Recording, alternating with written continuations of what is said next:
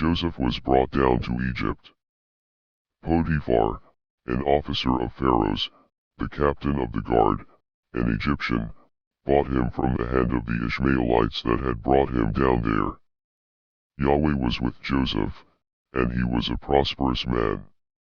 He was in the house of his master the Egyptian.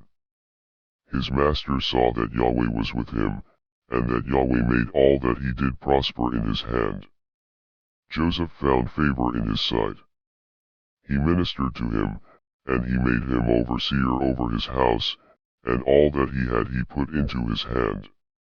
It happened from the time that he made him overseer in his house, and over all that he had, that Yahweh blessed the Egyptian's house for Joseph's sake, and the blessing of Yahweh was on all that he had, in the house and in the field. He left all that he had in Joseph's hand. He didn't concern himself with anything, except for the food which he ate. Joseph was well built and handsome. It happened after these things, that his master's wife cast her eyes on Joseph, and she said, "Lie with me." But he refused, and said to his master's wife, "Behold, my master doesn't know what is with me in the house, and he has put all that he has into my hand. He isn't greater in this house than I, neither has he kept back anything from me but you, because you are his wife. How then can I do this great wickedness, and sin against God?" It happened that as she spoke to Joseph day by day, that he didn't listen to her, to lie by her, or to be with her. It happened about this time, that he went into the house to do his work, and there were none of the men of the house inside. She caught him by his garment, saying, "Lie with me." He left his garment in her hand, and ran outside.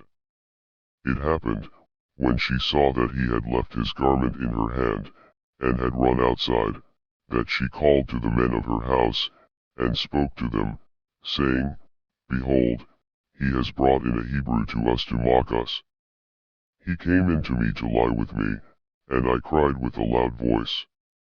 It happened, when he heard that I lifted up my voice and cried, that he left his garment by me, and ran outside.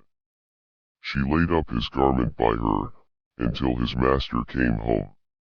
She spoke to him according to these words, saying, The Hebrew servant, whom you have brought to us, came in to me to mock me, and it happened, as I lifted up my voice and cried, that he left his garment by me, and ran outside.